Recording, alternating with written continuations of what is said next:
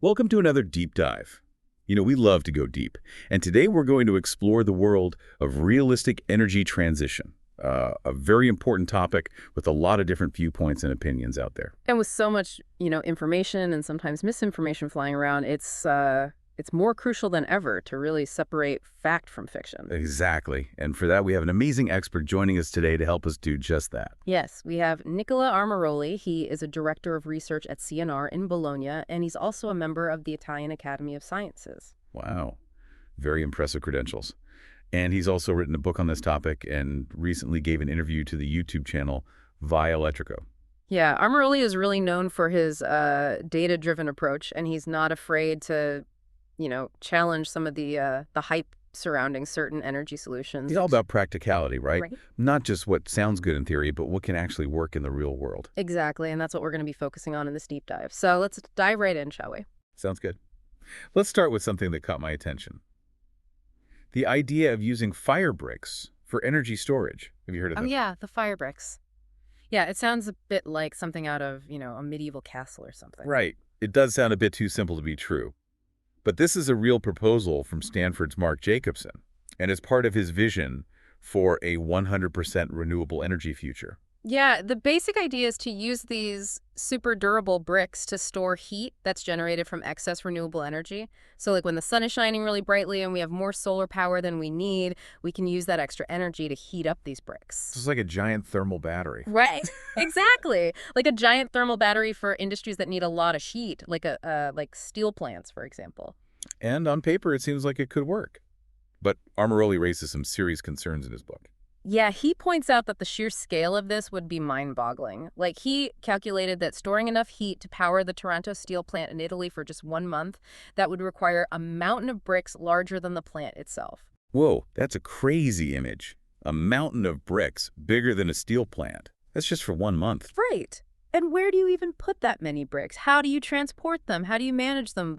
The logistics are just insane. Not to mention the cost. And then there's the question of long-term effectiveness.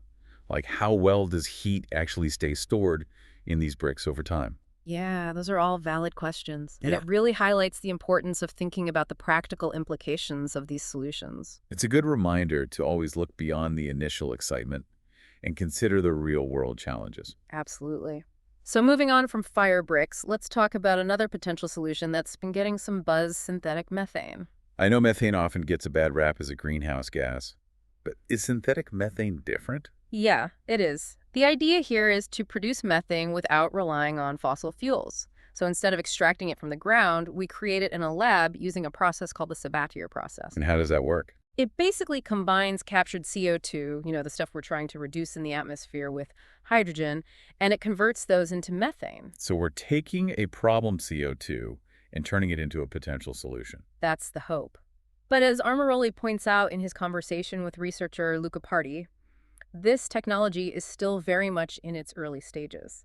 Okay, so what are the main roadblocks they see? Well, for one thing, it requires these large specialized plants to carry out the Sabatier process, and those plants are expensive to build and operate. So the technology is still in the research and development phase. Yeah, and the current processes just aren't economically viable at scale. So while it's promising, it's not something we can rely on in the near future. I see. So both fire bricks and synthetic methane, they're interesting ideas, but maybe not the quick fixes some might hope for. Yeah, it's a good reminder that there are no easy answers when it comes to energy transition. Okay, so let's move on to a topic that always generates a lot of debate. Nuclear energy. Is it experiencing a global boom, as some claim? That's a good question, and one that Armaroli addresses head-on in his work. He actually uses data from reputable sources like the World Nuclear Association and the World Nuclear Industry Status Report to debunk some of the myths surrounding nuclear. What does the data show? Well, it turns out that the number of reactors under construction globally is actually far less than what's often touted by nuclear advocates. So it's not as simple as nuclear is back and it's going to solve all our problems.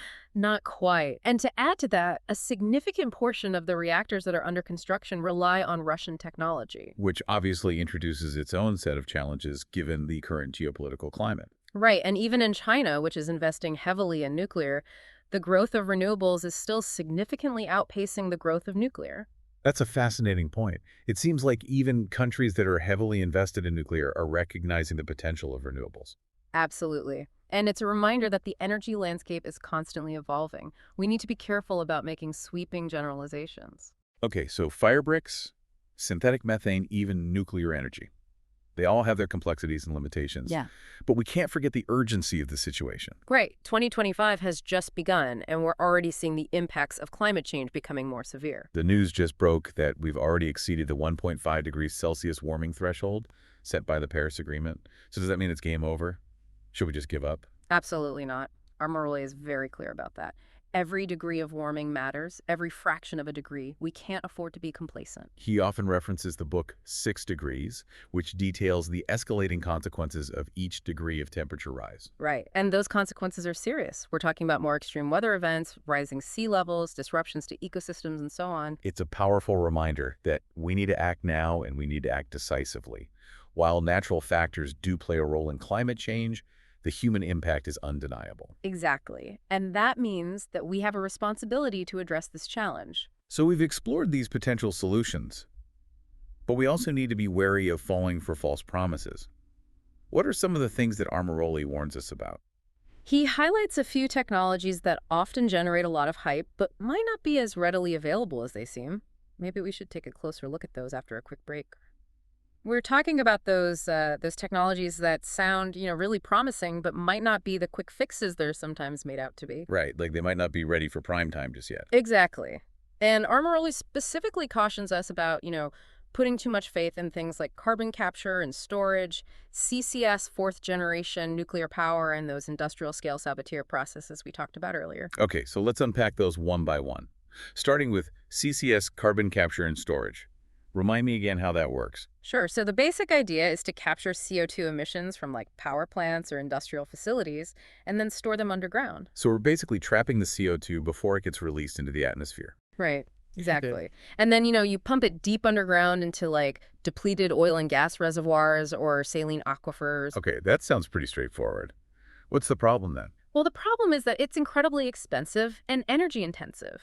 You're talking about building a whole new massive infrastructure to capture, transport, and store vast amounts of CO2. And what about the safety aspect? Yeah. How do we know that the CO2 won't leak back out into the atmosphere? Yeah, that's another major concern. You have to make sure that the storage sites are secure and that there's no risk of leakage, because if the CO2 leaks out, it defeats the whole purpose. So CCS is more of a long-shot hope than a readily deployable solution. Yeah, I think that's a fair assessment. The research is ongoing, but it's not something we can bank on to solve our climate problems anytime soon. Okay, let's move on to the next one. Fourth generation nuclear power.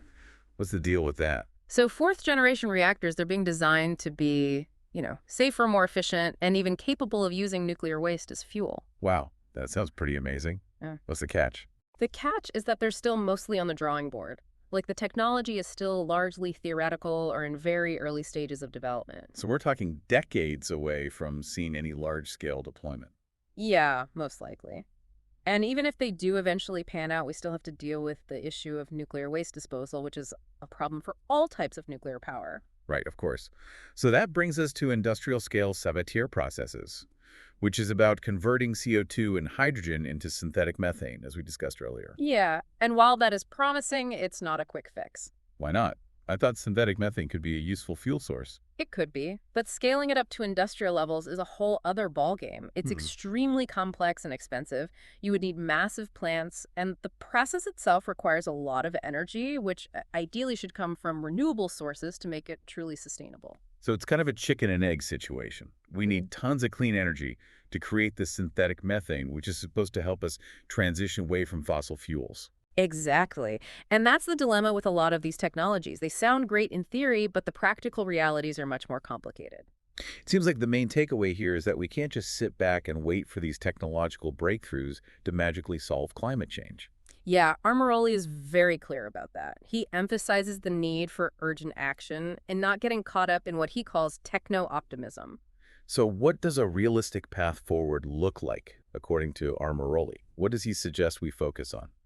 He's a strong advocate for scaling up the solutions that we know work, like solar and wind power, improving energy efficiency, and electrifying as many sectors as possible, like transportation, for example. Those are all things we can do right now with existing technologies. Right. It's about being pragmatic and not letting the perfect be the enemy of the good. So it's a both-hand approach. We need to keep investing in research and development for the future, but we also need to take action now with the tools we have available. Exactly. It's about finding that balance between long-term vision and short-term action. This has been really eye-opening. But Armaroli doesn't just focus on the technical stuff, right? He also talks about the social and political dimensions of energy transition. Yeah, he definitely does. He argues that technology alone can't solve this problem.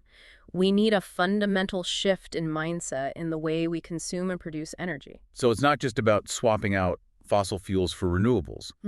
It's about changing our entire relationship with energy. Exactly. It's about recognizing that energy is not just a commodity. It's something that has a profound impact on our lives and on the planet. So what does it look like in practice? What kind of changes are we talking about? Well, he talks about the need for clear and decisive policies that incentivize sustainable practices and discourage the use of fossil fuels. Like carbon taxes, investments in renewable energy infrastructure, regulations on emissions, things like that. Yeah, exactly. But it's not just about government action. It's also about individual choices and consumer behavior.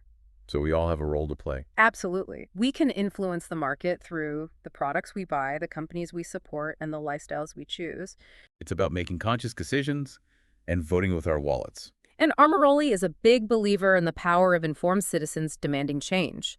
He stresses the importance of having these conversations about energy transition and not shying away from the difficult questions. Like the economic impacts and the potential trade-offs that come with transitioning away from fossil fuels. Exactly. We need to be honest about those challenges and find ways to address them fairly. Because ultimately, it's about creating a future where sustainable energy is not just a technological possibility, but a societal reality. Right. It's about creating a world where everyone has access to clean, affordable, and reliable energy. This has been a really thought-provoking conversation. I feel like I've learned a lot. Me too. It's always fascinating to delve into these complex topics. And it makes you think about where we go from here. What's the next step? That's a great question, and I think that's something for all of us to ponder individually and collectively. Well, on that note, I think it's time to wrap up this deep dive. Yeah, that's good. It's been a pleasure exploring Nicola Armaroli's work with you. We'll be sure to include links to his book and the Via Electrico interview in the show notes, so listeners can check those out if they're interested in learning more. Yeah, I highly recommend them. It's really fascinating stuff. And if you enjoyed this deep dive, don't forget to like this episode and subscribe to our channel for more thought-provoking explorations. Until next time, keep asking questions and stay curious. So we've been, really digging into Nicola Armaroli's perspective on this whole realistic energy transition thing.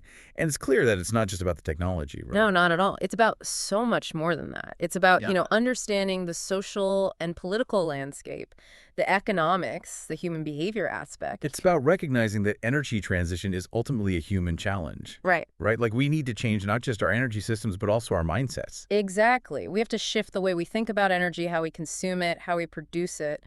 It's a pretty fundamental shift. Yeah. Armaroli really emphasizes that need for a deeper transformation. Yeah. Right? Like it's not just about swapping out fossil fuels for renewables. It's about changing our entire relationship with energy. Yeah, like moving away from this idea that energy is just a commodity that we can use without thinking about the consequences. It's about becoming more conscious and responsible about our energy choices and how they impact, both the environment and society. He talks about the need to break down the silos between different sectors, like energy, transportation, agriculture industry. Oh, that's interesting. So instead of treating them as separate issues, we need to see them as interconnected parts of a larger system. Right, because the solutions to the energy crisis are not going to come from just one sector or one technology. It's going to require a much more integrated, holistic approach. And I think that's where citizen engagement comes in, right?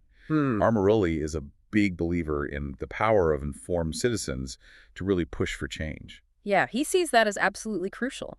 Like, individuals need to demand policies that support sustainable energy and hold businesses and governments accountable. So it's about using our voices and our votes to create a more sustainable future. Exactly. And it's also about having these open and honest conversations about the challenges and opportunities that come with energy transition. So not shying away from the difficult questions like the potential economic impacts, and the trade-offs that might be necessary. Right. We need to acknowledge that there will be some bumps in the road and that not everyone will benefit equally from this transition. But ultimately, it's about creating a future where sustainable energy is not just a possibility, but a reality for everyone. And that's a future worth fighting for. Well said. I think that's a great place to wrap up this deep dive. It's been a truly fascinating exploration of Nicola Armaroli's work. I agree. And I hope it's given our listeners a lot to think about. We'll be sure to include links to his book and the Via Electrico interview in the show notes, so everyone can check those out if they want to learn more. Definitely encourage everyone to do that. And in the meantime, keep asking questions, keep learning, and keep pushing for a more sustainable future. That's what it's all about. Thanks for joining us on this deep dive. Until next time, stay curious.